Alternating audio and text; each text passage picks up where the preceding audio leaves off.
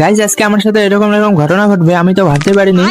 তো গাইজ এর আগের ভিডিওতে দেখেছিলাম আমার কেটিএম এর পা ভেঙে গেছিল, তাই আমার কেটিএম টাকে হালকা করে হসপিটালে রেখে এসেছিলাম। আর ভাই আমার কেটিএম এর আগের পাটাকে বাদ দিয়ে একটা অন্য কেটিএম এর পা লাগিয়ে দিল। আর ভাই সেটা দেখে আমার খুব কান্না পাচ্ছিল। তারপর এদিকে সন্ধ্যা হয়ে যাওয়ায় আমি আমার কেটিএমটা নিয়ে বাড়িতে চলে এসেছিলাম। আর ভাই বাড়িতে এসে দেখছিলাম কেটিএমটাকে কিভাবে চকচকে ধকধকে করা যায়। অনেকদিন ধরে হসপিটালে পড়ে থেকে একেবারে খারাপ হয়ে গেছিল, তাই হালকা করে আমি চলে গেছিলাম দোকানে। আর এখান থেকে নিয়ে নিলাম একটা ব্যান্ডেজ, কারণ কখন কেটিএম এর ঠ্যাং কেটে যায়।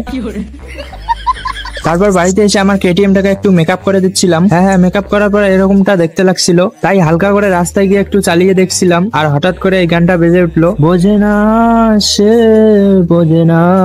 এবার পড়ে গেলুম। এই না না না না। তারপর আমি কেটিএম নিয়ে লাইন মারি, না মানে চালাই। আর তোমরা চ্যানেলটা সাবস্ক্রাইব করে দাও এইরকম মজার ভিডিও পাওয়ার জন্য।